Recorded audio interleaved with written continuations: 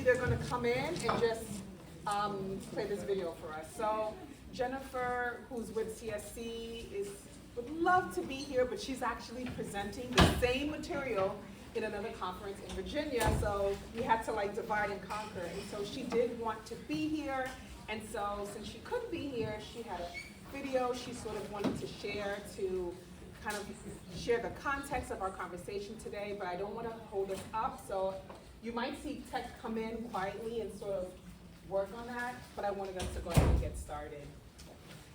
My name is Sandra Williams, and I'm so excited to be accompanied by this lovely panel here. Hopefully you guys can hear me okay? Yeah.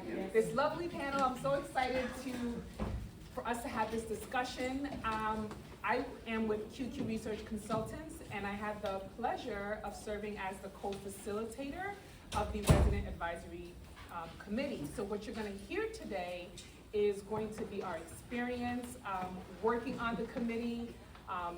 Jennifer is going to share a little bit about the background around the committee, but I did want to just share a little bit about my experience working with funders and how I thought this was such an amazing opportunity. So at QQ Research, we have the opportunity to work with funders domestically in the US and also internationally. So we work with a lot of funders. And I have to tell you, with all the funders that we've worked with, this is the first experience I've had where a funder said, I want to hear from the residents and from the community and from those who are close to the work, parents, teachers, directors, and so they were really interested in wanting to bring them in as they're trying to think about funding recommendations. And so our funders are our partners, right? But how often do they actually bring community voice to the table in helping them think through what those funding recommendations should be? And so this was a great opportunity. It doesn't happen very often, so I absolutely commend CSC Palm Beach for wanting to be vulnerable and open up their doors to this process, because you know it's a big thing. The board had to listen and hear about what the recommendations that the committee was bringing forth, and so the fact that they were open and vulnerable to this process, allowing residents to come to the table, they should absolutely be commended. So now I'm going around telling all of my funding clients, listen, at CSC Palm Beach, they brought in resident voice in making funding recommendations. And so we're really hoping that this is a practice that not only continues in Palm Beach, but throughout the state of Florida and, of course, throughout the U.S.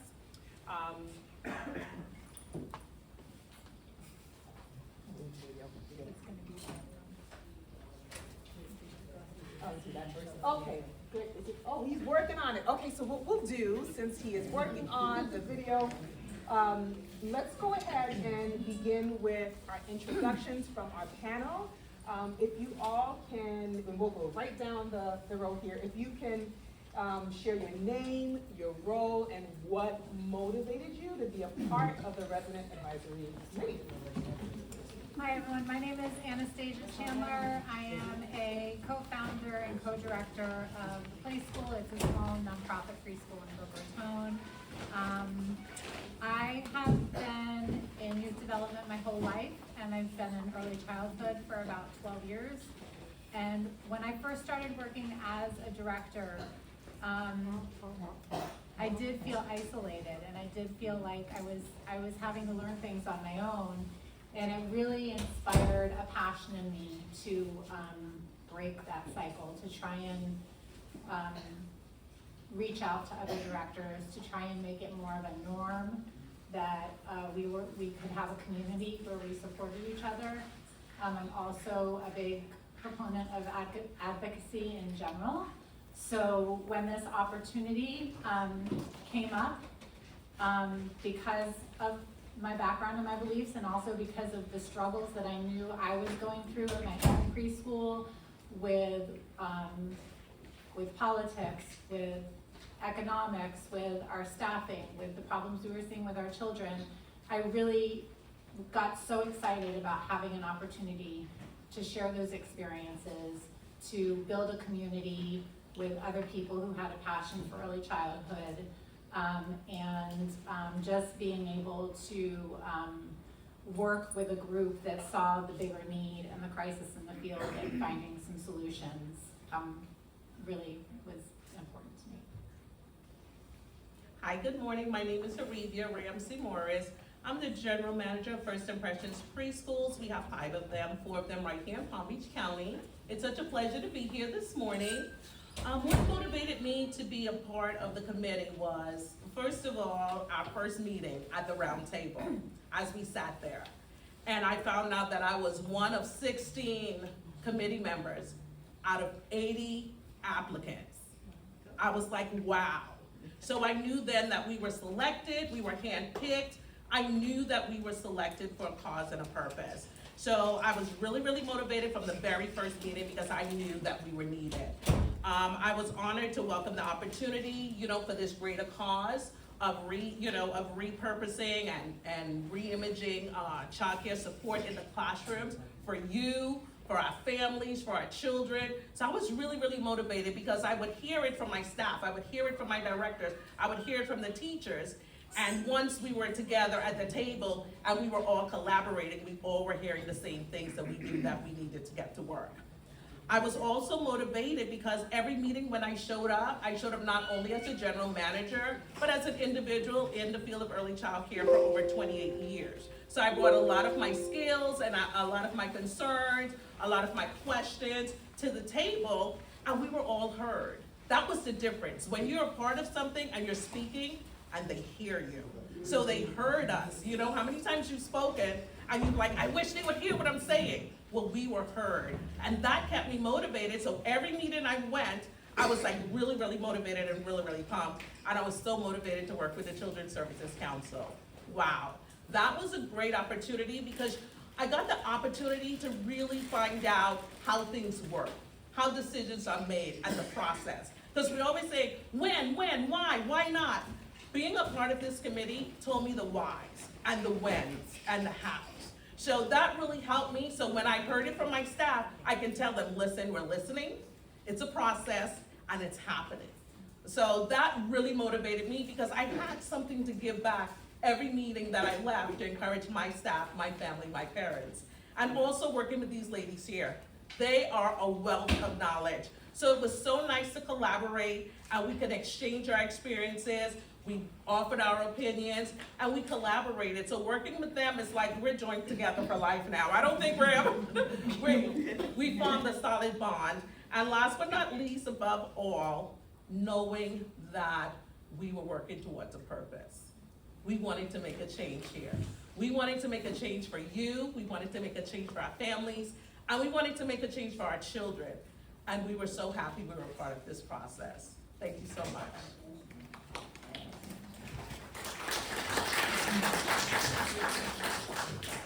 Hi, my name is Flavia. I'm a stay-at-home mom for the past 6 years right now.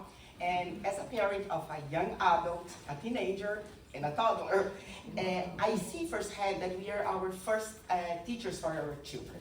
But besides what we do at home, we gotta get involved in what is happening in the centers. We need to be a part of how they are, because these years is gonna show how they learn, how they grow, how they see themselves, and how they are, see the world around them.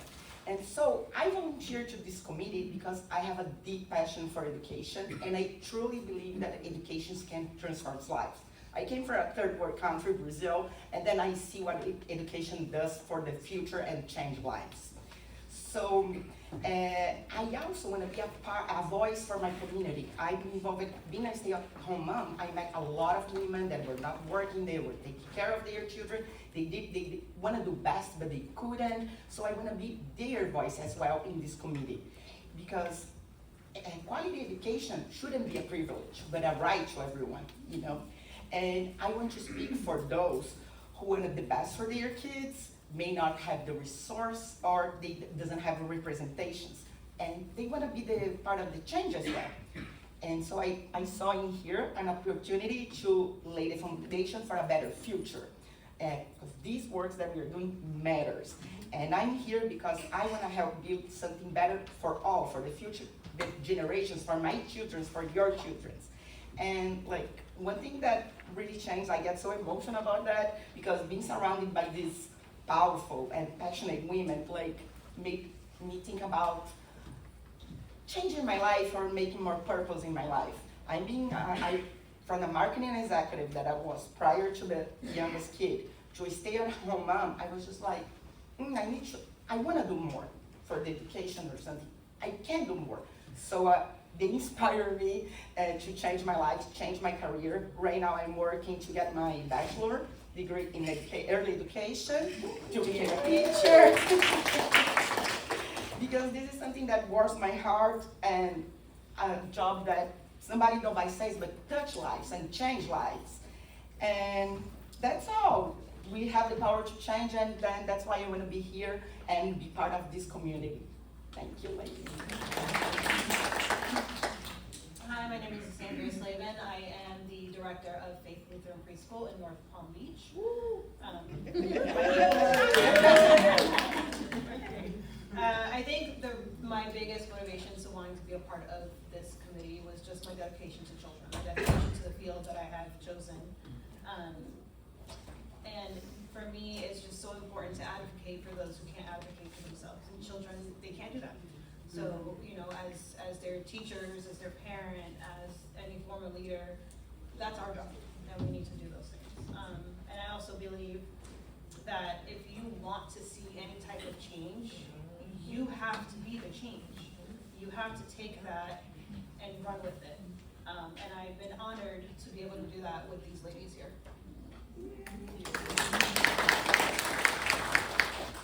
Hello, good morning. Tiffany Hodges Angry here, Bright Beginnings Family Child Care. I'm here to just say that one of the most important things I have taken away and what motivated me to be a part of this is my advocacy for early learning care, as I've been in career for over 22 years. A first job for me and truly a passion, but more importantly, a sounding board for my family child care home providers. Not everyone knows what goes into the day-to-day in the classrooms. Although we do it from home, we do it with love and we do it with passion.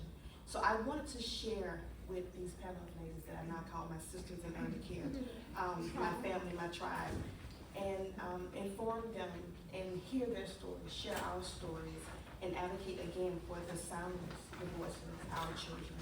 So that is the reason I wanted to do work for early care education.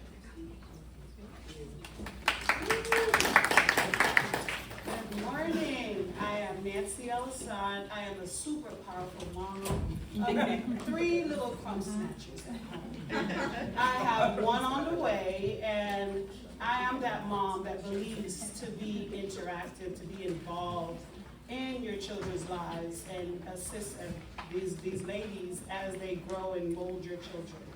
I volunteer every single Fridays at Children's Outreach and at the food bank, and we give food to the homeless and the needy. And those who need it, you're welcome to come and join and grab. I also volunteer as the policy council at my children's school at LSF, and I was the president and also the vice president as well. Because I really do believe the strongest work becomes backhand and also front end as the parent. And I'm greatly appreciate to be part of this committee as the RAC group. And I strongly believe, like Lysandria said, that you have to be the positive. There's so much negativity. It has to tell me to drink water. There's so many negativity in this world, and we have to be the positive ones that role model to mold and grow your little ones in this world. Thank you. Okay, so our video is ready. And as soon as we're done hearing Jennifer's wonderful message. I'm Jennifer Colvin from the Children's Services Council of Palm Beach County, and I'm so sorry I can't be with you today. But before you jump into learning all about the wonderful work that our Resident Advisory Committee has done to reimagine early learning in Palm Beach County, I wanted to tell you a little bit about who the Children's Services Council is and about how we came to have an Early Care and Education Resident Advisory Committee. So the Children's Services Council is an independent taxing district serving Palm Beach County since 1986. CSE is dedicated to ensuring our community's children are born healthy, safe from abuse and neglect, ready to learn when they enter kindergarten, and have access to quality after-school and summer programs. So we do this by funding 44 agencies and 64 programs that serve more than 48,000 children and families annually. 29,000 scholarships for childcare, after-school and summer camps, and many, many other programs, including after-school programs. And CSC has been investing into quality early care and education for many years, including this investment in a quality rating improvement system that just ended, Strong Minds, as well as investing in access to care for families so that they can attend quality childcare programs. And a couple of years ago, CSC had the opportunity to rethink how they support quality childcare, what we call reimagining our early care and education investments. And we were rethinking this because the state had started to do similar supports for childcare in the state of Florida, such as technical assistance and the class assessment. We also wanted to see all of our children benefit from the supports and services that were provided. And we wanted to hear directly from families, from teachers, from center directors, to hear about what they needed to continue to improve quality childcare. And for that reason, we wanted to get to the community and hear what they had to say, and we did that in summer 2023 from March to September. We had small group conversations with families, childcare directors, staff, teachers, with our family childcare owner-operators, their staff, with community organizations. We had one-on-one interviews. We even used an online interactive tool to hear from families that couldn't come to these meetings. We heard from almost 600 community members. And what we heard were organized into 4 main themes.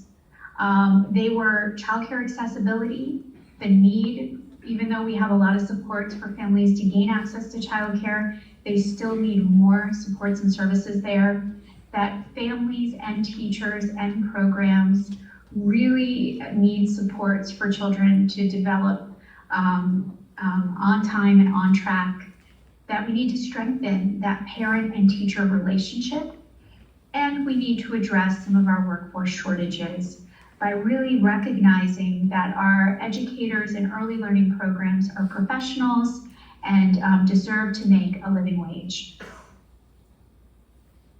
And so the Children's Services Council knew that we needed to make meaning of all of this data and to come up with recommendations for new services and supports. And for that reason, we invited members that were part of the community engagement to be part of the Resident Advisory Committee, a smaller subgroup that represented Palm Beach County across its geography, its cultural diversity, and in many roles as teachers, as directors, as family childcare home owner operators, and as parents. And so 15 members were selected, our very first Resident Advisory Committee, who many are with you here today. And our Resident Advisory Committee members took all of that data and they made recommendations which are adopted by the Children's Services Council.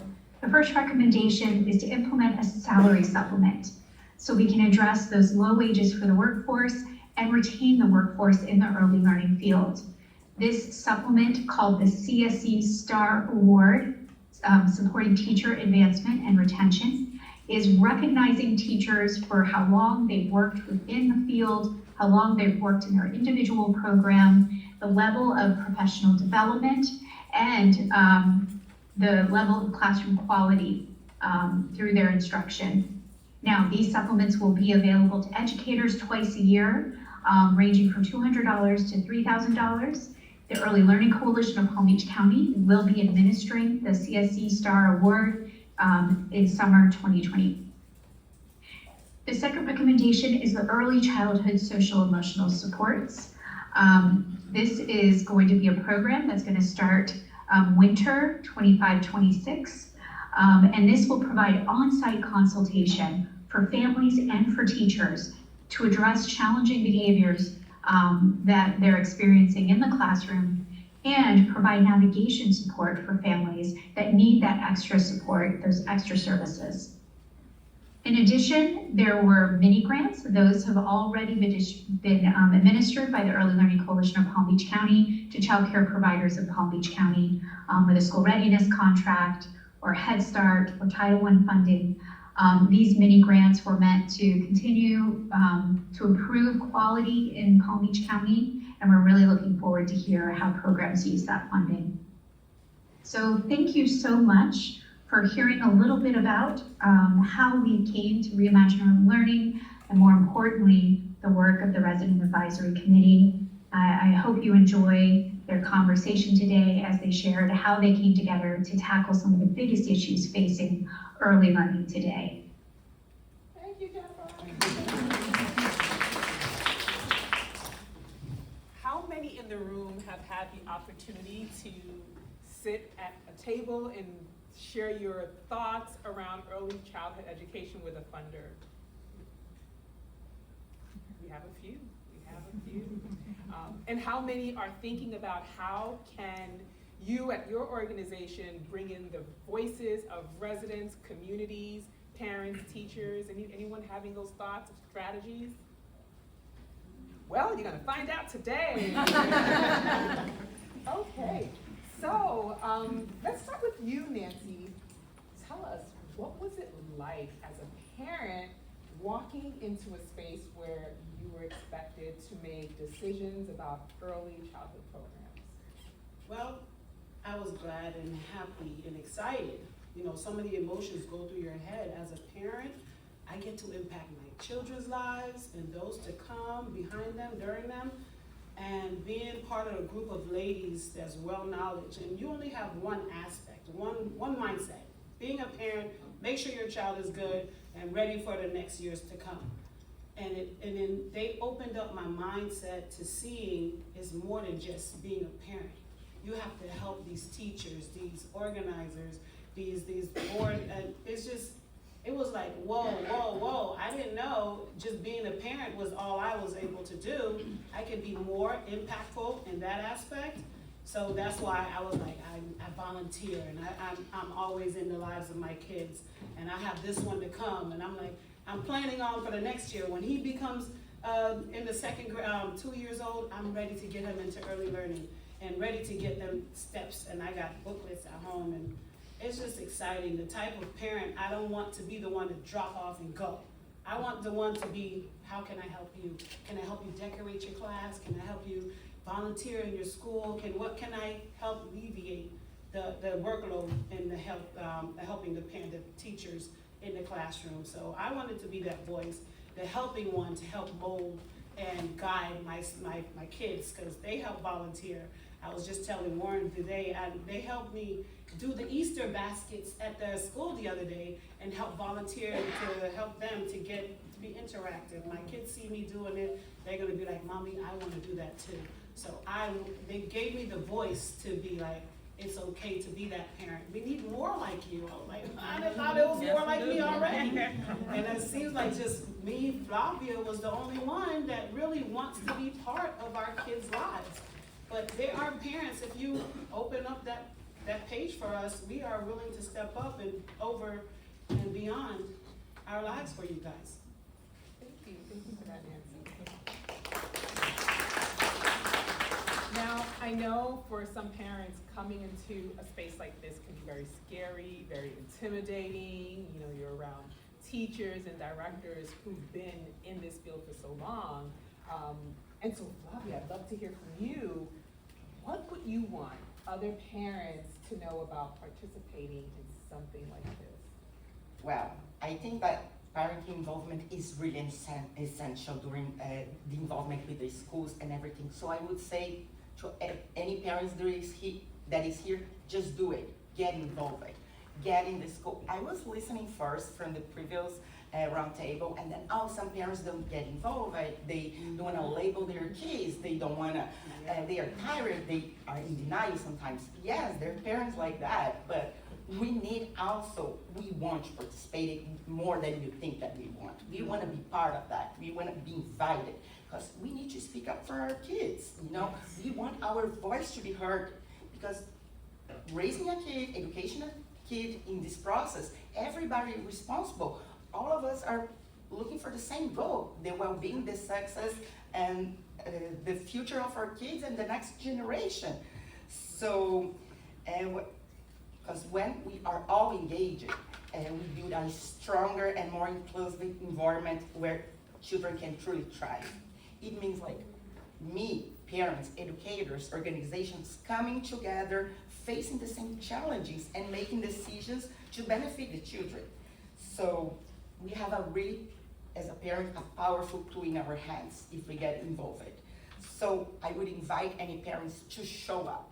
Even though you're tired, you're sick, you are afraid of your kids being labeled or something. I have 2 kids that need services and assessments, and honestly, I was scared. I was just like, he's gonna carry this for his whole life. He's gonna see that he's disabled at some point. I was afraid, and my husband in denial, but anyways, we got when we get together and then listen from you, heard from you, everybody rolls good, everything is smooth, is better for us. So I would say to parents, ask questions, share your perspective, join the conversation. Because when we take part of this, we raise successful students and we build a better future for my children, for our children, and for the future generations. So please, parents, show up. Yes. Thank you. Now, I wish I could say that we just had a chance to get to know each other and break bread, but we had to tackle some really challenging topics. We had to talk about some tough things. So given that we're talking about big picture challenges like teacher retention, like child development, Anastasia, what did it mean to you personally and professionally when you stepped into this work? Yeah, so before I dive in, speaking of big picture, one of the really cool things about this experience for me was learning more about Children's Services Council and all of the work that they do. So I just want to let you guys know there are some materials on the table over there. There is a full summary of the work that we did as the Resident Advisory Committee, as well as some resource materials that Children's Services creates that all of you may not know exist, but they have so many resources out there for families, so please check that out and take advantage of it. And then I'm gonna get back to the question. Personally, like I said, I've always worked in youth development. It's a passion of mine. So knowing that we were gonna be talking about child development was huge for me. As well as professionally. So my preschool, we are a part-time play-based preschool, and a large part of our mission and a large part of the work that we do is social emotional work. We take children who have been kicked out of 3 other schools and we keep them and we help them.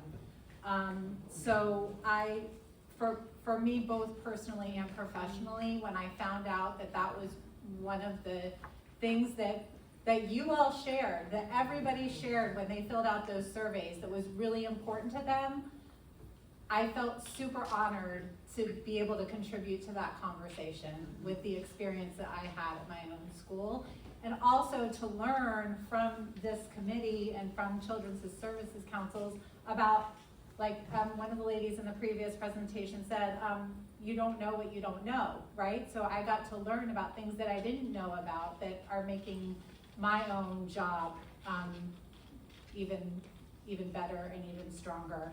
My nonprofit, we opened during COVID. We've had a really rocky ride.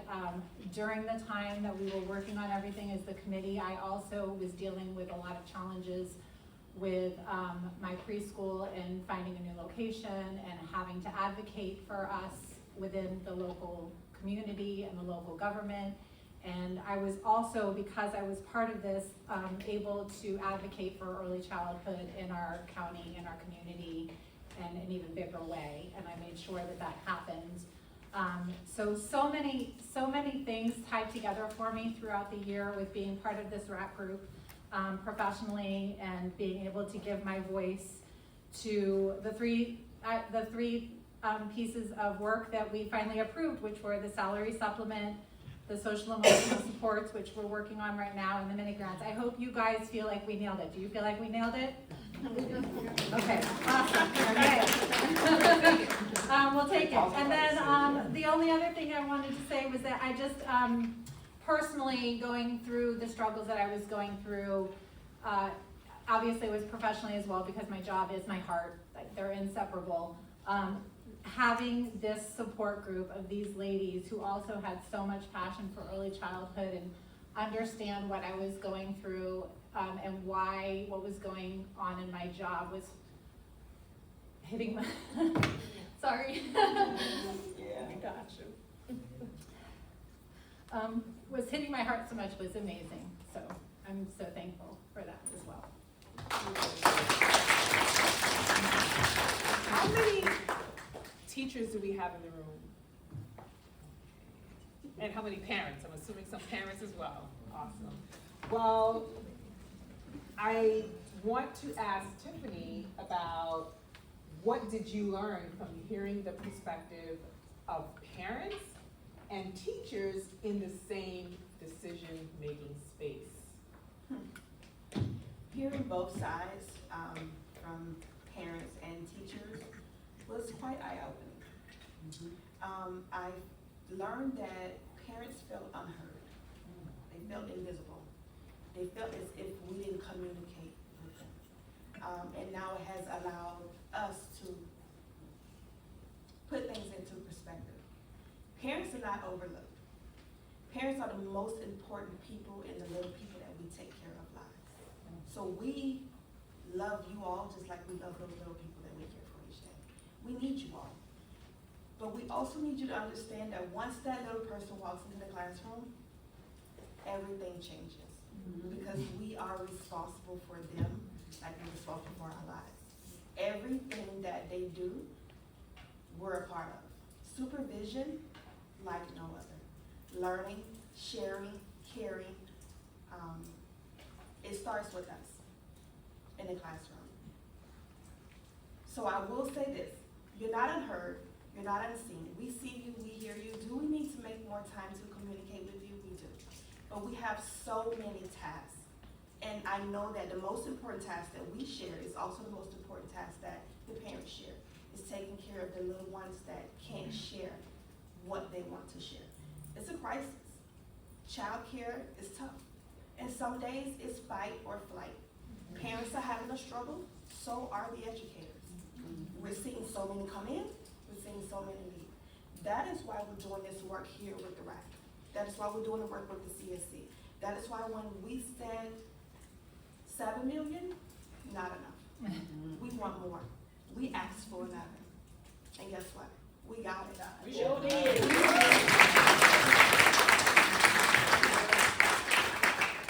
This work we did, we didn't just do it for the students. We did it for the teachers. Because we absolutely love not only ourselves, we love you. And we know that it's hard. Life is hard, and it's life. Bills are high, gas is high, groceries are high. And when we leave this place, what we call the classroom, we've got to go home and take care of our little people, the ones that we're responsible for. So we thought of you. We didn't think of directors only. We didn't think of center owners at all, to be honest with you. When that money left, it didn't go back to the owners. We took that money and we put it back into the classrooms, the ones that were doing the work. Yes. Teachers. So that we can be healthier and happier and do the work for the little people, so that our parents are much happier when their little people are striving and doing exceptionally well, both in the classroom and at home. So did it hurt? It did. But we took it and we didn't take it to heart, we took it here. And we began to think, how do we make the change? So will we have parents coming in doing parent conferences? We will. I don't care if it's via FaceTime or in person. We've got to speak with you. We want to meet with you. We want to hear what you have to say. And the RAC, this board, CSC, and all of the information that you all shared was overwhelming. We had a wall full of responses. Walls. Your voices did not go unheard. We heard you. And that is why the STAR Award is in place, because we wanted you all to be incentivized for the work that you do. Yep. You deserve it. You go in each and every day, and you put the work in. Tired, stressed, overwhelmed, cramping, all of that. We still go in and we do the work. It's life. But we get up each morning and we make it happen. So this is for you.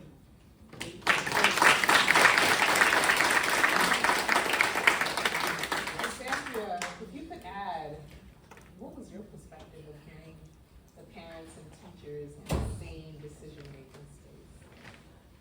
So I have to agree with everything that Tiffany said, and my response is gonna be just like me, short and sweet. So what I learned from this perspective of these ladies is that we are really all fighting for the same cause. We're fighting for our children. Yes. We want what's best for them, for the children we have now, for the children that are to come. We want to make sure that our teachers are well-equipped and mentally stable to be able to be the best versions of themselves that they can be to take care of these beautiful children that we get. We also want to ensure that the children are getting the resources that they need. So it doesn't matter if you're a parent, a teacher, a director, an owner, our goal should always be the same, our children. Hey. Thank you so much. Now, I think throughout this experience, we all were learning from each other, right? It was like, oh, I didn't know that. Wait, what about that resource? Yeah. So I'd love to hear from you, Aurelia. What did you take back to your center from this experience, either in how you led or how you engage your staff and your families? Oh, okay, so first of all, being a part of this committee was a wealth of knowledge because there were so many different experiences here, just here alone at the table, and this isn't all of us, you can hear the different opinions, different, So I got a lot of knowledge to say that I took back to my centers. So if I had teachers with questions, I know how to navigate it now much better. And I thought I was a navigator before. But after being a part of this committee, I've gained some extra skills. So I'm able to assist my staff more, assist parents more, because so many times they stumble into the child care center and they think we're ELC. You know what I mean? So just being a resource for them, being able to guide them, navigate them. Like we said, there are information over here. You guys will be blown to see how many resources are out there. We know like the 4 basics, like child find. Everyone knows child find. There's so much more past child find. So that was one thing that I gained, was a lot of resources for parents. So if they stumbled into our doors, if they were at the wrong place, I knew exactly how to get them to the right place. And that for me is very powerful because so many times parents just don't know. And we want to help them, not just to say, I'm sorry, you're at the wrong place, good luck, So I gained a lot of, knowledge in that. I gained a deeper sensitivity towards my teachers because they work very hard. And I try to be very sensitive, but I tell you, with having teachers at the table, it made it even go deeper for me where I'm like, I didn't see it that way, you know what I mean? So it gave me a deeper heart for my teachers because I've always had a heart for my teachers and my directors, but it really gave me a deeper sense, like drop everything, stop, just listen and be present in the moment and actually hear them. So that really gave me power. And because I'm a GM, I kind of have the ears of the owners. A lot of you want to get to them. So I took a lot back to them, like, listen, this is what it is. Because sometimes they don't know. They don't live it. They don't breathe it. They don't see it.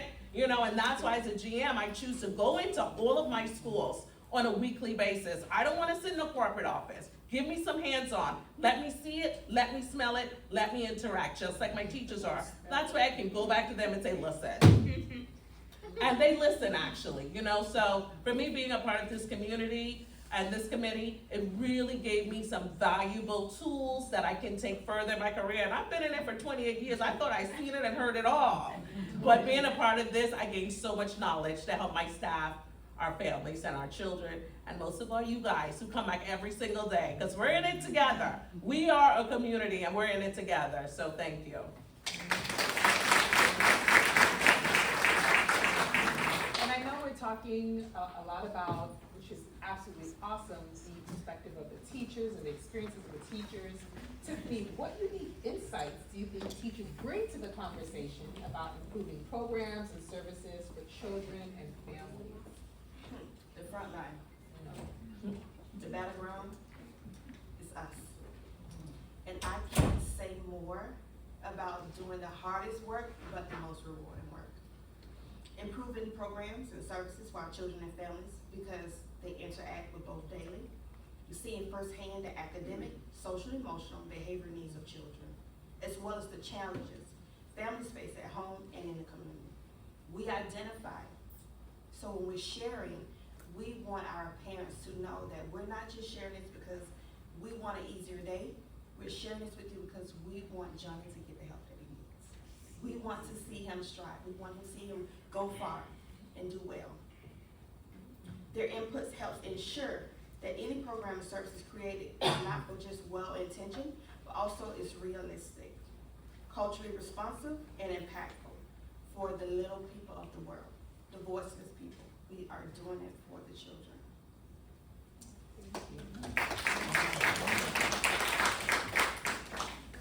Nancy, from your perspective, now I know you're comfortable in whatever environment you walk in, so let me say that. But I'd love to hear, especially for some of the folks who are thinking, ooh, how can we bring our parents into our environment, to our school? How can we motivate them? You know, what can we do to get them more engaged? Now, what helped make this committee feel welcoming and inclusive? Like, what did they do to make you feel welcomed and ready to go?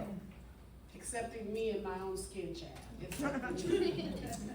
Being yourself as a parent, speaking up, being involved, which I am, and being curious.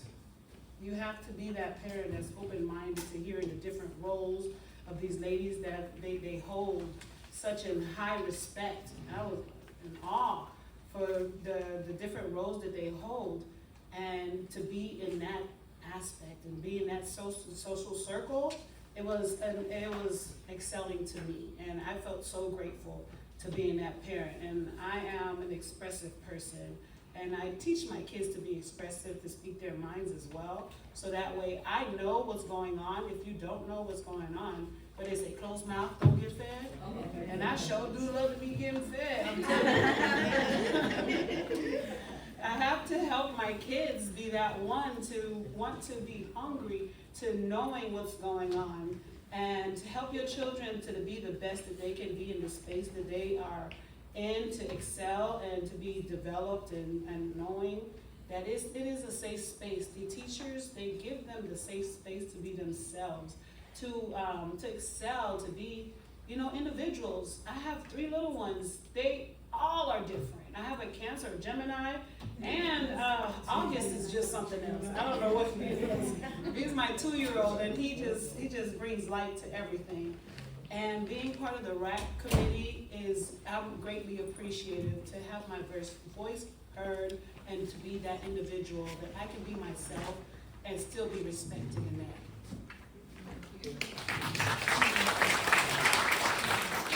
Now, if you're thinking about planning something like this, I think folks might think, okay, we'll invite the parents and we'll sort of wait for them to show up and we'll just keep it moving.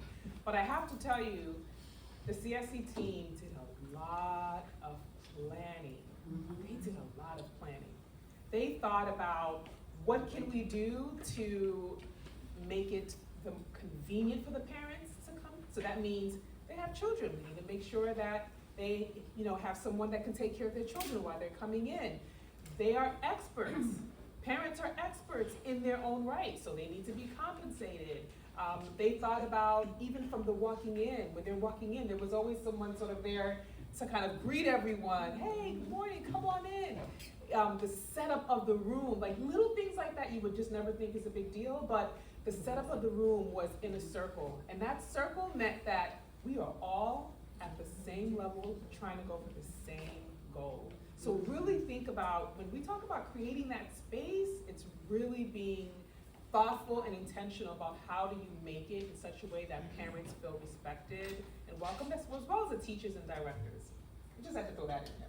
Okay, so, ladies, looking ahead, what advice, we'll start off with you, Flavia. What advice would you give to community leaders and early learning programs who want to include resident voices in a similar way? Yeah, like I said before, we want to be heard. We don't see the space for that. I go to pick up my boy, 4 years old by the time, at the child care center. Hi, my son was sick. Did you notice him? He was sneezing or something while one was jumping here. One teacher at the classroom with a lot of students, you feel like, oh my gosh, I'm not gonna bring that, like this is small thing. While she's like, jump from here, taking care of a lot of kids at the same time. So we need a space to be heard. We need a table, a place where we can talk openly. We need to be heard, valued, and empowered, because we know on a daily basis it doesn't happen. Because we family, we bring a lot of knowledge, life experience, cultural insights, and emotional investment in our kids. So we just don't want to be just a participant, because some centers, they just send an email to everyone or make like a little party inside the school and then, oh, we are engaging with parents. No, bring us to the table, listen what we have to say, keep adjusting what we are bringing to you, keeping showing up, everyone in the center. Parents want to be involved, and we need a space.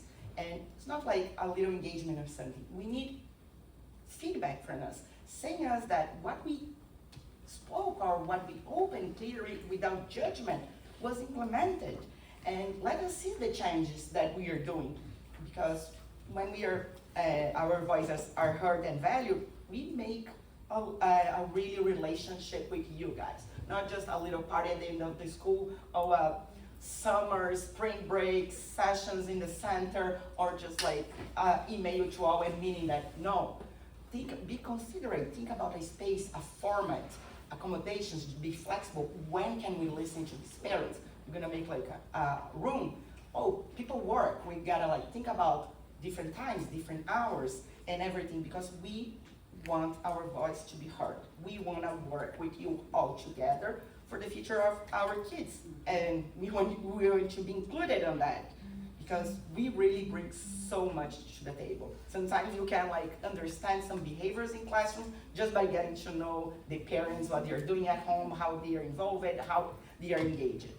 So just don't invite us. Make us be heard, be listened, share ideas with us. Let us all join the same conversations, because this is not going to benefit just my kid or other kids too, but our community and our environment. Yes. Anastasia, what advice would you give to community leaders and early learning programs? Yeah, so I actually am just gonna, I really appreciated so much that the Children's Service Council got right with this. So I kind of made a highlight list of the things that I thought that went really well with our group.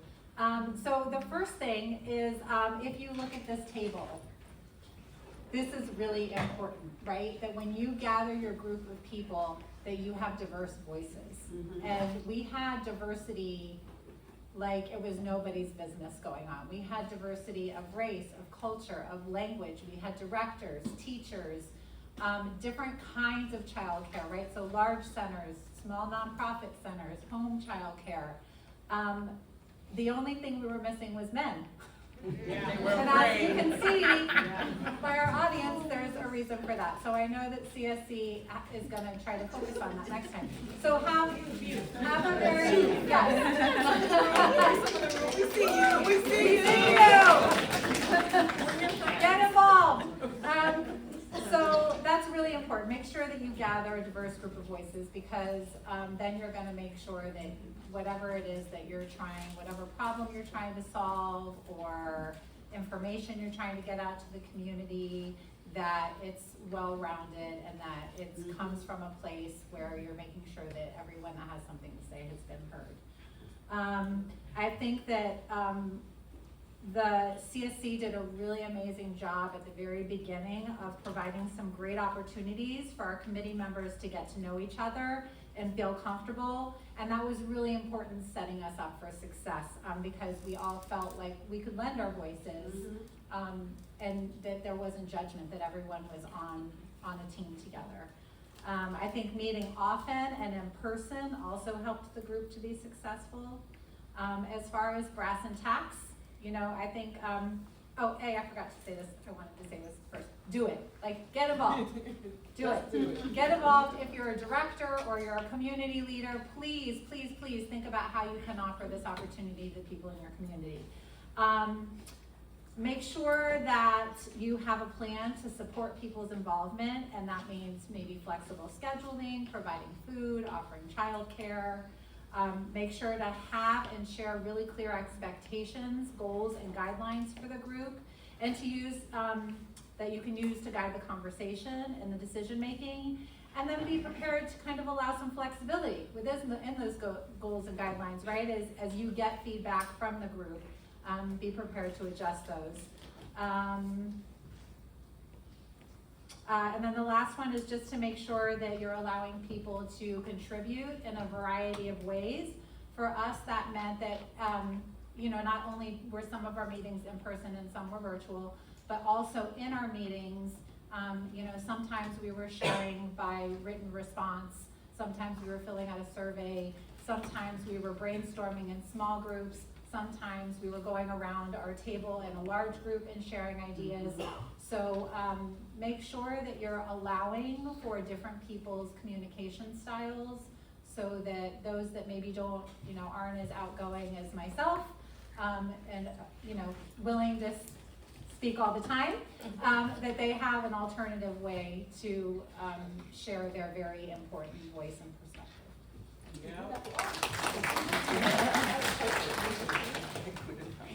What advice would you give them? Well, the advice I would give first and foremost is you have to get them to come, right? So you have to form those relationships beforehand. And you can start teachers just as small as the parents in your classroom, forming those bonds with each and every one of them. Directors, forming the bonds with your parents, acknowledging them daily, have a conversation with them daily. Doesn't all have to be when you're having a problem, but you can give them some pointers, or you can say, oh, listen, Johnny had such a good day today, you should have seen what he built in blocks. Just form those relationships, because if we don't get them to come, we have nothing. So form those relationships, make yourself visible, you know, create the bond, and then open the door. And then once you open that door, definitely I say do it, encourage, keep an open mind, and be willing to apply what you hear. Because everything you hear, you're not going to like it. But know that if you want results, you must listen, and you must make adjustments, and you must make changes. So you have to go at it with an open mind. So I encourage everyone to do this. And this was amazing. I'm always looking for the next opportunity. God bless my husband over there, because I'm always gone. I want to know what's next, okay? Because once I've experienced this, I really want to do more. And I love that. I love when we can speak and we're heard. And this was a big accomplishment for us. And you, like I said, you can start small. Teachers, you can start just with having like a parent night for your class. You know, directors, you can have like a parent night at your facility. You know, start small and then branch out big. Children's Services Council always have opportunities. They're always looking for people. Put yourself out there, you'll be surprised. I didn't know this was gonna be this big, you know? But it was, you know? And now I'm like, oh boy, I'm addicted now. What's next, you know? So just do what I say. Do it, okay? It was an amazing experience, and I encourage all of you. Everyone in this room, you can start it, you can begin it, you can start it. As a teacher, like I said, a director, you can do it. So just go ahead and do it. Thank you. What advice would you give folks? So I told them that we needed to have the Nike logo up here, because my response is just do it. Obviously, we couldn't get it in time, but that's okay. But no, seriously, it really is everything that my colleagues have said, you know, and it's, you have to be brave enough to just take that leap. You know, the old saying is, it takes a village to raise a child. So form your village, get that village together. And then something that was mentioned by Tiffany in one of our old meetings, that has resonated with me ever since she said it, is don't just survive, thrive. Thrive to be the best that you can be, for yourself first, okay? Because that's the only way that then can you create an environment that's gonna be beneficial to your school, to your staff, to your children, and to all the families. Yep. Anyone else want to jump in and add in terms of what's that advice you want to give? Anyone else? I can say, coming from a parent's perspective, you gotta be open to listening to these teachers that's actually guiding your student, your child. You have to be open to the questionnaires that they give for your student. If you don't believe your child has a problem, follow what they're actually guiding you to the resources. Like they said earlier, we have a lot of resources out here. And I didn't know, I thought 211 was my only go-to when I didn't know there was Child Find. I didn't know there was other places, ELC, CSC, and all the grants and money that they have out there to help our parents and mold our parents to guiding our little ones. There's so much out there. And like you said, just get in there, do it, open your mouth, closed mouth, don't get fed at all. Just be that one parent that can trickle the next to the next to the next.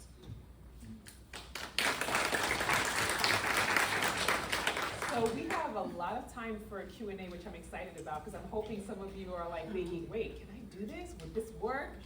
So I'd love to open it up for Q&A, but before I do, I want to thank our panelists. Thank you so much for your honesty, for just being completely open and transparent about the experience.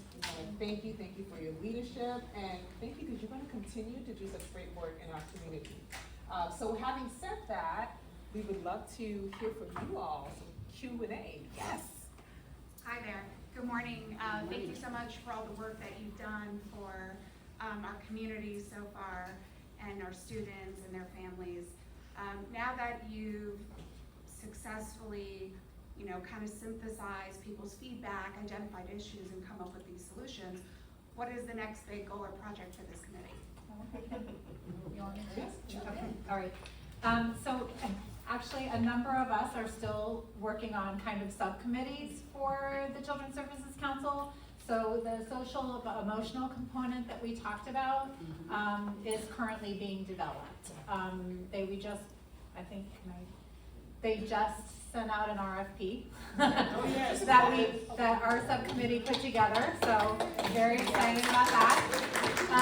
So the RFP will go out and agencies will come back to us and make bids on if they can provide the services that we're asking for as far as going in and pushing into classrooms and providing social emotional supports. And the funding for that, again, of course, is coming from Children's Services Council. And then they do have a couple of other, so I'm on that subcommittee. There are a couple of other subcommittees going on right now just to iron things out. And then our RAC is also, we are still gonna meet quarterly, I believe, just to kind of check in and see what the progress is as the salary retention program rolls out and as we firm up the social emotional supports program. So it's really exciting. The work is continuing. And Children's Services Council was so happy with the way that the Resident Advisory Council went that they kept us going in these next steps of the project, because that wasn't necessarily something that was going to happen from the get-go. It's something that they kind of decided they wanted to do as the process went along, that they still wanted our voices to be involved in how these programs rolled out. An RFP is, so for those who don't know. Oh, yes. Oh, request for proposals. Yes. Thank you. There's so many acronyms, girl, I know. She's a pro now, she knows the acronyms. Any other questions?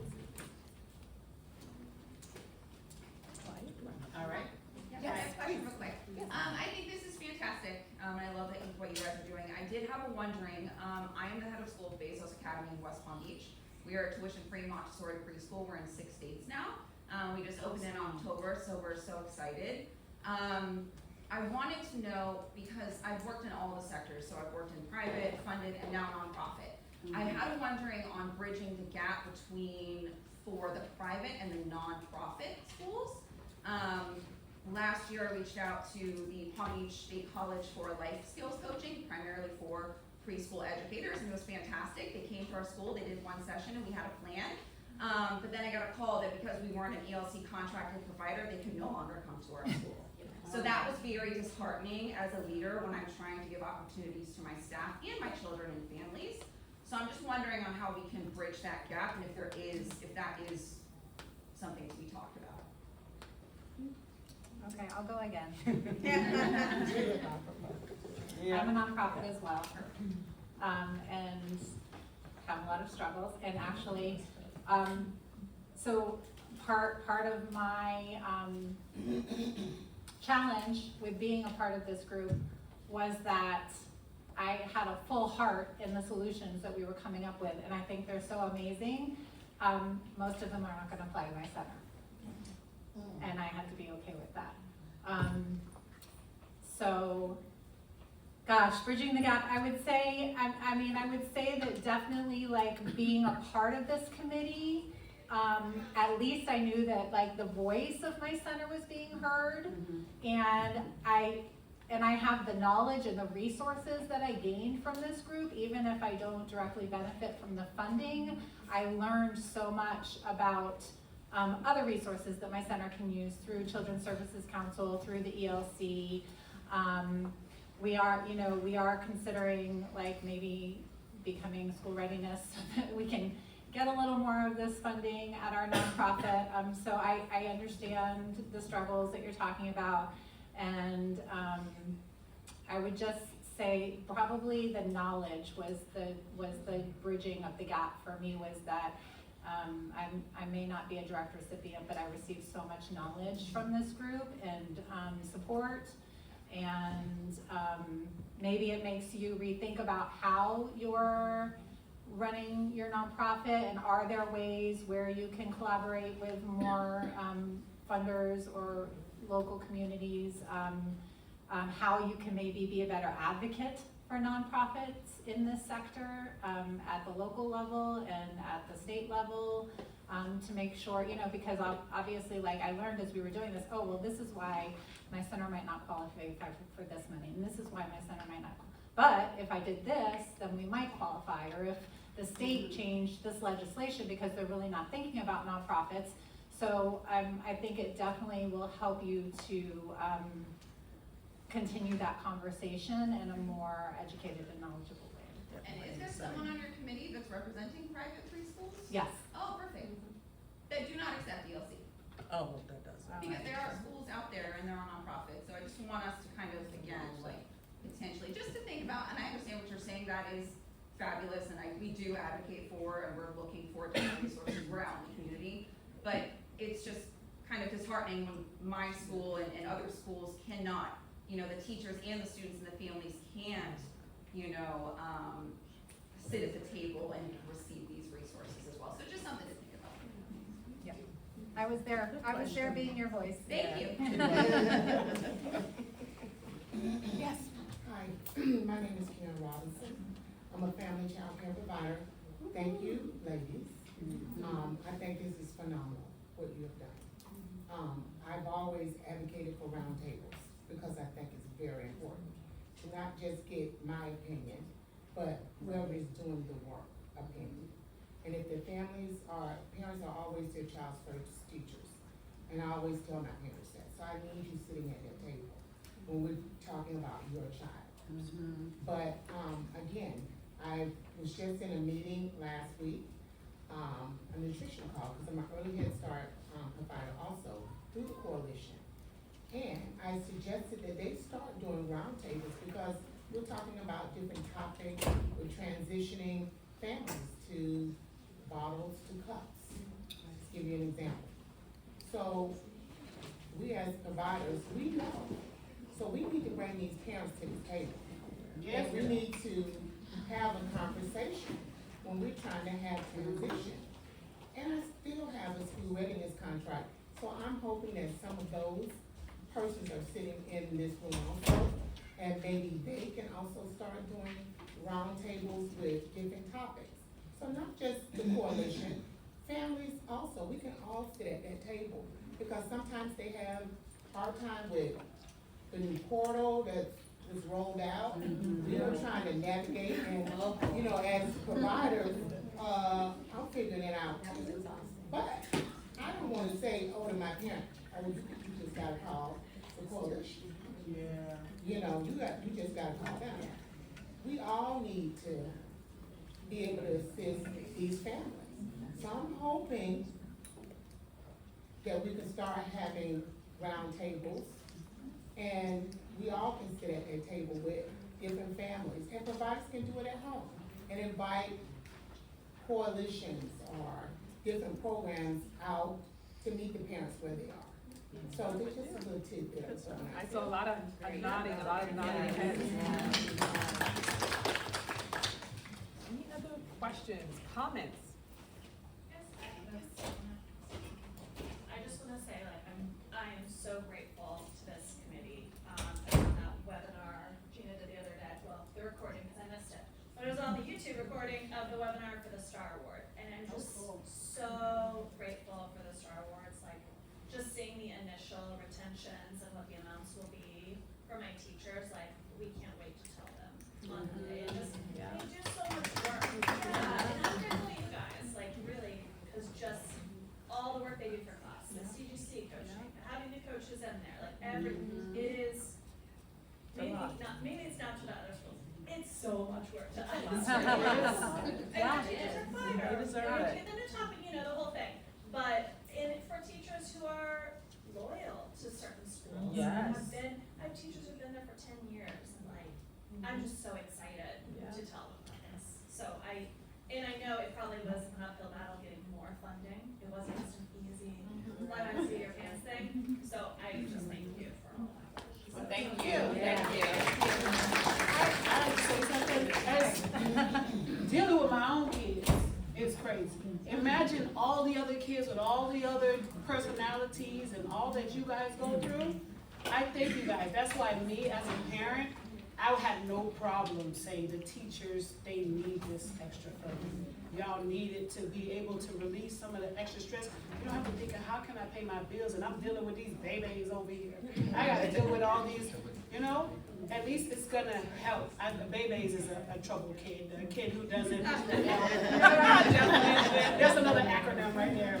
But to have the help to relieve that is helpful, and I understand you teachers, organizers, everybody who's going through the headache of going through, man, do I stay in this field or should I find something that's gonna pay me more? When you guys been there 10, 15, 2 years, you deserve these incentives. And I'm glad to be a part of it. And but that part of it really, we really collaborated a long time on that. Because we looked at it a good, long, hard time, because we wanted every teacher in our center or any child care center, we wanted them to qualify for something there. Whether it was just having your 45 hours, if you've just come into child care, we appreciate you, we wanted something there for you. But those of you who have worked in the field at the same site for over 5 years, we wanted something there for you. Because a lot of directors in the room or who's here or providers, how staff turnover is. So we wanted it to count too. So teachers now coming in will be like, okay, there's an incentive for how long I remain at this site. And then that gives our children stability, right? And then our parents love to see the fact that my child has the same teacher the entire school year. So the centers, the providers, we benefit from that. We took a very long time on this part of it. There was a lot added in, things thrown out, but at the end we looked at it and we were like, yes, this is what we want to do. Everyone will be able to get something at some point. It's amazing. It was beautiful. When we gave birth to that and when they said yes, I personally, I almost cried. I'm gonna tell you, when we went before the board and they gave us the 11 mil, it was like a flash play in my mind from the first day sitting at the round table and being told that I was 1 out of 16 out of 80 applicants, to that moment sitting before the board, which is like, you know, when you sit before a board, they're just like, and you're like, okay, but you have to move forward because you have an argument. You want them to hear your point of view. So I tell you, we worked hard at it, but I think I can say for all of us, it was so worth the journey. It really was, you know, it was really worth the journey. Our teachers deserve it, our parents deserve it, our children deserve it. So it was definitely, it was amazing. But that part of it, making sure every teacher, there was something for everyone in there. We spent a lot of time on that area of it. That We was did. what made me feel So I think that's why we all want to jump in on Yes. this. Yeah. Because we really wanted to Yeah. nail this. And Yeah. so many, I'm so glad that you pointed out the Yeah. loyalty part of it, because so many salary supplements rely on training, right? Right. Training. We got some teachers that's like, no more And our training. teachers, like, I was just talking to Gina about this. Our teachers keep having to take more and more trainings for not enough reward, right? And really, that's great for our teachers to get trainings, but how much, these are all conversations we have there. How much are they implementing that training? And that's part of the conversation with like how we were moving forward with the social emotional supports. We're not just gonna throw more trainings at people. That's not the answer. The answer is supporting staff, supporting their loyalty, supporting the amazing job that they're doing in the classroom that's reflected through class. So I think that's why we're all getting excited that you said this, because we really did, we wanted to nail this and we wanted to make sure that we were supporting staff in a way that really reflected the love that they are pouring into the classroom. Yeah, down to the design, the name, the everything. We wanted to make Stars. it perfect. Yeah, stars. Yes. I see a hand back there and then another hand over there. Yes, please. Hi, hello everyone. I want to thank you, all of you. I'm gonna try my best. This is not my first language, so I'm gonna try what I can. Do you think? I want to thank all of you for being here, for being part of this amazing conference right now. I'm a new teacher right now, but I want to make a comment too and a question is that about all of you have been saying, but one of the comments touched me because I was a parent before becoming a teacher. So it was so exciting for me to be part of the community that my general manager and my director give me the opportunity to be part of my kids' life. There you go. So as a parent, I feel unheard, like you said, because you know, we are in the outside of the box. So now that I'm able to help in being in the community and helping the kids and being part of it, I see that teacher has a lot of work. We have a lot of work to do. So it's not that I was not being unheard, it's just that it's too much going on, and like, we have to make sure that every little life is 100% good and happy, and make sure they're good to go, and a lot of things I have on my head right now. So I wanna thank all of you and for the opportunity. So I would like to know, what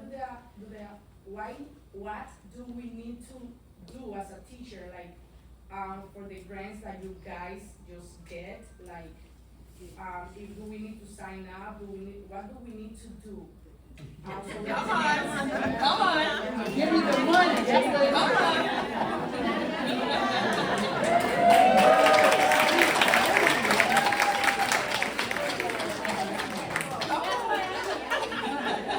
That's why I'm going to talk briefly about the CSD Star Board. So this past week, we have started asking directors and owners to go into what will be the new registry system. Those of you that are familiar with the Palm Beach Registry, it is transitioning to a new website. So we're asking owners and directors to go in and claim their accounts. Once they claim their account, they'll be able to invite their staff. So you will have to set up a registry account where you will put your information, where you work currently, any previous work, the education that you have. And we are hoping within the next coming weeks, 4 to 5 weeks, we will have the actual grant award application open. So if you start your registry application now, you have plenty of time. When the actual STAR award application opens, you'll be able to submit that for payment. So it'll tell you how much you qualify for, you'll be able to submit that application to us, and then that application will open every 6 months for you to continue to add in training and longevity work that you're doing, and then that grant amount will calculate every 6 months. Okay? So it'll be an application. And for more information, you can find Ms. Gina on YouTube. I think we had one question back there, and then. Hello, everybody. My name is Anita. I really want to take this time out and say I really appreciate you women because you're taking out time from your home, your kids, your husband to fight for this money for the teachers that is on the front line. I've been in early childhood since high school. I did the early childhood program. I've been on the front line, and I said I'm tired. There's no money into this. I left, and I went to the school board because they was getting paid what we was not getting paid. So for you guys to take out the time and show your appreciation to the teachers, that means a lot to us. You're welcome. Thank you. Yes. You deserve it. Y'all deserve it. And thank you to Okay. ELC for making our dream a reality. Yes. Go ahead. She's got a question. Okay, on a personal note, I will not embarrass you. Okay, so, coming and teaching preschool for 36 years and not getting paid for most of those years. We are overworked, we are underpaid, and we have the most important job. Yes, we do. In the world. Agree? In the We world. have the most important job. In the world. Except for firefighters and all of that, but you know, anyway. Well, you make the firefighters. Miss Arabia watched my 2 children in preschool. She saw me struggle financially. She saw me not being able to put a meal on the table because I was doing what I love, but my paycheck never showed it because tuition got taken right out. They are now 20, 22, and 19. So coming from a veteran teacher, I'm thanking you for all these youngins that are not yet married, maybe not married yet, maybe not have children yet, and don't know how you're going to be able to raise a family on being a preschool teacher. Well, now You'll be able to. you will be able to, and I am so grateful for what you're doing. It was absolutely amazing. I'm coming from someone with experience that did not have this for me when I was just in the starting out. That's why. So I am so grateful for what you're doing for all the young teachers getting out of college and wanting to face their passion and stick with it. Stick with it. Our job is so important. It is. It's so important. That's Stick why with they it, saw and they me. can now because of you. Yeah. So thank you. They tackled that need, It's and we are amazing. excelling on that need, and then we have more to come. That's awesome. We have Yeah. more to come. Awesome. I was just gonna say, I'm gonna ride your enthusiasm for a moment.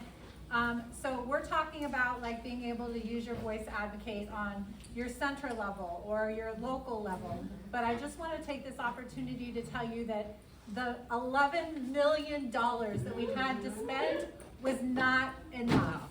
It was not enough. My center is not benefiting, her center is not benefiting because we had to make some hard choices about who was gonna get that money. And it needed to be the centers with the most need.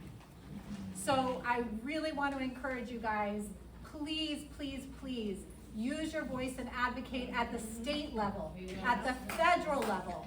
Download the 5 Calls app and start calling and telling them to protect Head Start because Lord knows if we lose Head Start, we are in big trouble. I won't cuss.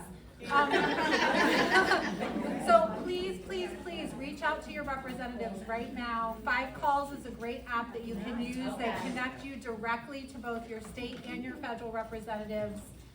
We need to protect the money that we are getting because we're not even getting enough. So please, please, please use your voices at whatever level you can. Hi, my name is Warren Eldridge. I'm the CEO of the Early Learning Coalition. Yes. My vice chair is here, so thank you for the compliments. And we will work on with the Bezos and with your nonprofit. And a couple things that I wanted to say. I'm going to end with something very, very positive. And I'm going to start with something positive. Just the president's budget came out, not the skinny budget, which is thin, is 40 pages, and the initial discussed Head Start cut is not in there. Oh, yay! That doesn't mean anything can happen as it goes to the House and it goes to the Senate. And but I just wanted to tell you the first glance I was told earlier today I need to get a life. I get some life outside of work. But I read the 40 pages last night. There are, as with any budget, there's always going to be challenges. But I can tell you the first draft of the skinny budget does not say Head Start cut. It does not include it. What I do want to say though is sitting here and listening to the work you gave made before the previous presentation and this one made me, Anastasia, I'm going to call you here in a second, made me feel great. Because as we sit around talking about it, and Arabia, I spoke with you earlier, as we sit around speaking about little things, hearing how you came to the decision makes me proud that I pressured Gina into doing this. And I think as Gina, and it's sense of purpose, I want to thank you for the thought that you put into it. And I was there for one meeting where I left, like you said, going, oh, I didn't want to hear that. And, but yet, you came with something beautiful. Thank you so much. Thank you.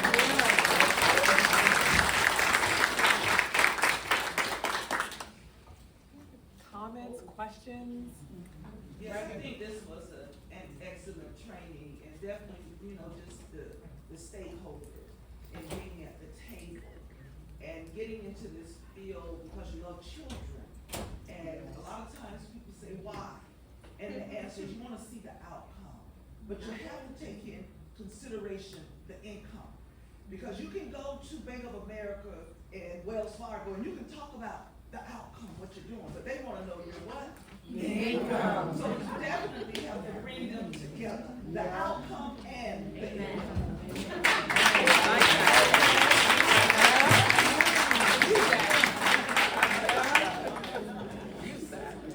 Any other final comments, questions?